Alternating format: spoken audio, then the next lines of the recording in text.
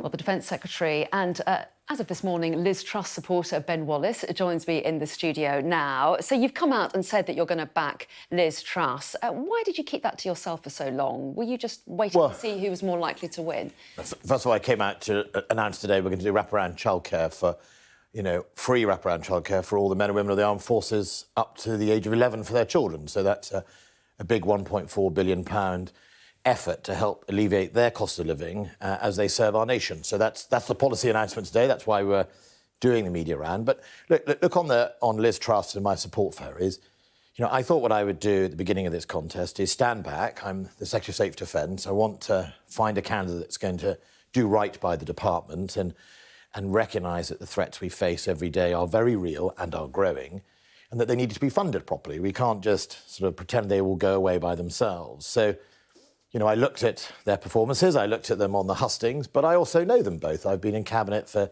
2 years with both the Chancellor and indeed Liz Truss, and so, it was important for me to work out who I thought was the right person to take us forward. So, I know Liz, she's very straight, she's authentic, what you see is what you get, but also she has been very consistent in the support for defence and security. She reads the same intelligence reports I do, so I felt it was the right person to back. Well, yes, she has been supportive. In fact, she's promised an increase in defence spending to 3% of GDP, but that's going to cost between 20 and 25 billion pounds, isn't it? She's also promising more than 30 billion pounds in tax cuts. She's promising to match NHS spending. She's promising to increase spending on border controls, on the Northern Powerhouse. I mean, if she was straight talking and authentic, wouldn't she spell out exactly how she's going to pay for all of that? Well, she has. So first of all, on the defence spending increase, that is by 2030. That is saying that we need to grow the defence budget to be on a 3% of GDP by 2030. We're currently declining. We are forecast around 2026 to go below 2% of GDP, taking us from being the leader in Europe to down to about 8th in European defence spending, which would not be a sign of British leadership and not allow us to keep ourselves and indeed our allies safe. So the amount of money that's needed right now to increase defence spending is minimal. It would actually start rising. Well, first of all, on that commitment, the funding would really start rising in 2025. So there would be time to deal with the cost of living crisis that we have now and to use what her commitments currently are to address the issues. So obviously her £30 billion of tax cuts are to not put in place the national insurance rise that has only just or about to take place. Is to suspend effectively the green levy on energy bills, because that is not necessarily a cost to the exchequer. At the moment, it's just saying that we're going to suspend it for now, but to try and give people a better to face their bills. But she's also said that they are within the Treasury's envelope, the £30 billion. They are within the headroom that she could use to address some of the cost of living crisis. And I think that is right. She's also said that the alternative, which is to keep this very, very heavy tax burden on people, as the OECD has said, would have a contractional effect on our economy, in fact, shrink the economy. Because the real way we address our debts and have the money to spend on government is economic growth. It's not tax and spend, it is grow the economy. But the growth will take some time, and in the meantime, she's likely to break the government's own fiscal rules on borrowing. No, she's not. She's not likely to break the fiscal rules. She's been very clear about that, and she's already said there is headroom within that envelope. And I think she has said that within 3 years, debt will start falling as a percentage of GDP, and that is the commitment she will make. But if we don't grow the economy, we simply won't have the tax receipts, even at the current tax levels, to fund what we need. And I think people seem to think that it's very simple. You just simply raise a tax, pay off the debt and go back. That's tax and spend economics. The economics I'm interested in is how do we stimulate growth? So cutting the right taxes, like not proceed with corporation tax rises, helps us grow. When Rishi was Chancellor, he cut entrepreneurial relief. He cut the relief that we give to our entrepreneurs who've invested in this country, invested in businesses. And that's not a way to create either wealth or indeed growth. OK, you talk about authenticity, but Liz Truss was a Liberal Democrat. She's now obviously a Tory. She was a Remainer. Now she's a Brexiteer. So is that being authentic? Yeah, I think she's been very honest. That's, she's been, as she's gone through life, as many young people go through life. No, I think she's developed. I think people develop through life. Everyone Many of the people that are your journalists or indeed your commentators, some of them in the mainstream media, some of them started lives as communists and are now sort of rabid Tories. So I think what I would say is people go on journeys politically because of their upbringing and their influence of their parents and all things. She often said that when she was 7, her parents, who were left-wing, took her to CND marches. Doesn't make her a rabid CNDer. It's just part of the experience of growing up. And I think that's important that we recognise people develop all the way through their lives. And that's not about being inconsistent. But I think what I can tell you, having sat next to her in the cabinet, is that what you see is what you get. And something else that's really important, she's actually incredibly experienced in government. She is the only candidate that did nearly 2 years in the Treasury as the Chief Secretary of the Treasury. That's the number 2 position. It attends cabinet. It's incredibly important. It's the bookkeeper of the country. She did that job in the Treasury. She was then international trade and negotiated trade deals.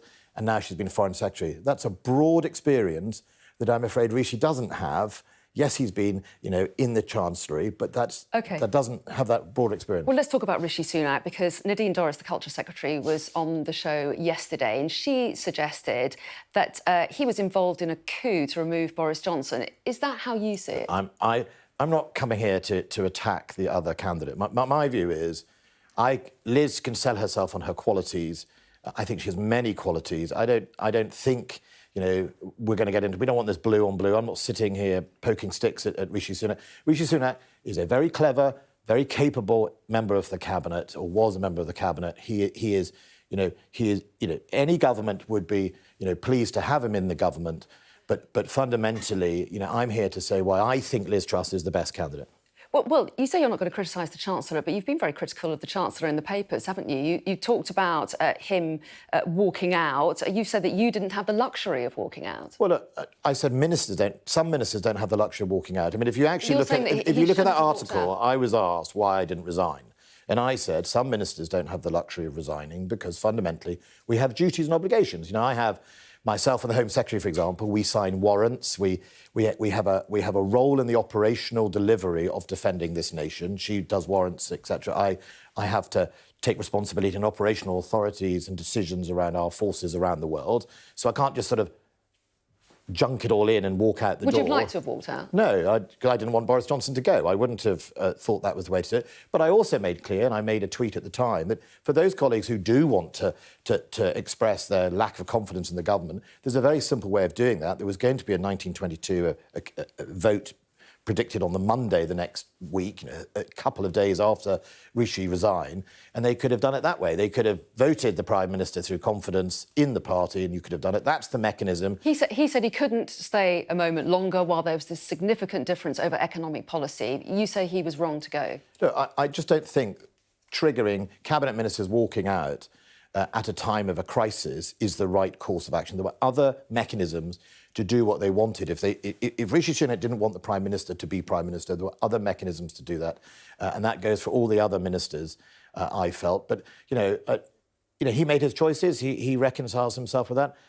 I'm there to the end. My job, until I'm replaced by a Defence Secretary, and it's perfectly legitimate that Prime Ministers pick and choose their cabinet, I have that obligation not just to my leader, but also to the men and women under the Forces Command. Did he really leave the country in the lurch? I mean, another Chancellor was appointed pretty much immediately. Well, look, let's look at that Friday afternoon. I think it was a Friday. What if the markets had crashed? What if the Home Secretary had done that and there was a terrorist attack?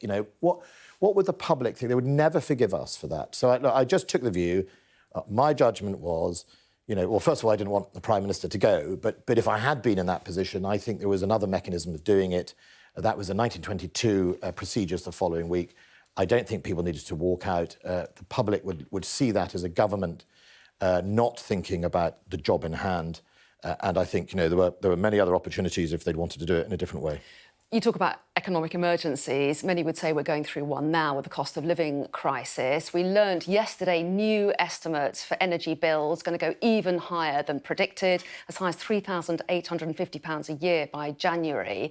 The current package just isn't sufficient, is it? More has to be done. Well, I think we all recognise we've got to try and do, all of us do our bit. Government has control over some things, like the levy, the environmental sort of precept that Liz Truss has said she would suspend. We all have a role in what we can do. That doesn't make a big difference, But there's also going to be a return on people's energy bills that the current government has helped deliver, including the Chancellor. There's going to be a return.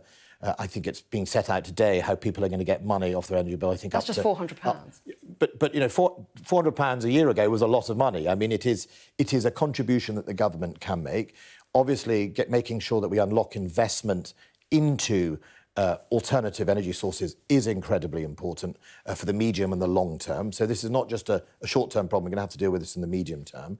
And I think, I supported the government's plan and Rishi Sunak's plan to actually put, the energy tax, the windfall tax on earlier. And I think, that is the right place to go if the energy companies aren't investing in UK capability. So I think we are doing our bit to raise money from the energy companies to try and alleviate the pressure. Of course, the problem is energy prices are going up and up and up and up. There are other measures that we're all going to have to get involved in, and I notice countries in Europe are already doing it about energy-saving measures. What steps can we all take at home to try and reduce our energy? That is got to be something we've all got to contribute to. But there is a reality here, which is a very difficult problem for us all, which is it is an energy crisis born out of things like the war in Ukraine around the world, where we have very little control over. It's why it's important that we see off people like Putin, that we make sure we equip our armed forces to give the world that stability and security, because without that security, we will see more of these problems. And that's a long-term aim, but for now, people need money. Should the windfall tax be increased? Should more money be gained from the windfall tax? We saw big profits yesterday from two energy companies. First of all, the windfall tax itself is a percentage. So if they get more and more money, they're going to get more and more. They're going to be paying more and more tax. So I think you will see an increase in receipts from that tax as they make more profits themselves. So I think that is really important that we understand that. I think what we need to make sure is that we constantly explore the measures for the cost of living. But look, it's not just in energy, it's going to be in food. There is global insecurity, whether that is in Ukraine or whether that's in the Pacific. We're all connected today. We're all linked in this world. COVID has been a global pandemic that we are all dealing with the shock of it.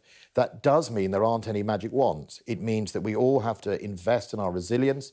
We have to invest in our diversity of a supply. We are very lucky in Britain, and while we are going to face some very tough energy bills in the future, we are not dependent on Russian gas like many European countries who have no choices. I want to talk very quickly about your brief about defence, because Sir Stephen Lovegrove, the UK's National Security Advisor, has warned in the last few days that the West risks an initiation of nuclear conflict with China or Russia because of a breakdown of communication with the two countries. Do you agree with him? Well, I went to Moscow, as did Liz Truss, to speak to our counterparts just before this war. We keep lines of communications open. I have met with the Chinese ambassador about a year and a half ago, and he's right that it's always important to talk to countries, even if you find it difficult or distasteful, or indeed, it is a challenge because there's a conflict in Ukraine. But I think fundamentally that is not always the real component of why security can be imperiled. It is often the intention of the other country. President Putin has defied all logic in what he has done in Ukraine. Everyone from his friends to his adversaries advised him not to do it, from presidents to prime ministers. We saw the legendary sort of marathon phone calls of President Macron to Putin, and he still did it. And that's very hard because, when someone just doesn't want to listen to reason, sadly, you end up in a very difficult position. That's where we are in Ukraine, a proper war. The Russians are failing at the moment on the ground in many areas. Putin's plan A, B, and C has failed, and he may look to plan D. But doesn't matter how many times you say them, it's not the right thing to do. You can't just get somewhere with warm words. Sometimes you need warm words, and I'm afraid some hard power alongside it. And on the subject of Ukraine, Liz Truss back in February said she supported individuals that wanted to go and fight there. Was that a misstep on the world stage? I think what she was saying is it is a very noble cause, right? I mean, this is a fascist state invading Ukraine. I mean, the behaviour of President Putin, where 2.5 million Ukrainians have been deported to Russia through filtration camps, where there have war crimes been committed, where rapes and pillaging effectively is going on, where random civilian parts of towns are being hit by missiles. It is a noble cause. And I think what she was saying is all of us feel that in this country. All of us look at our television screens, whether we're from the Labour Party, the Conservative Party, or even the SNP in our house, and think this is wrong, this is brutal, this is on our doorstep. I think that's what she was saying. OK. Ben Wallace, thanks very much indeed for your time. And we did note what you said about childcare for military families. Thanks very much indeed.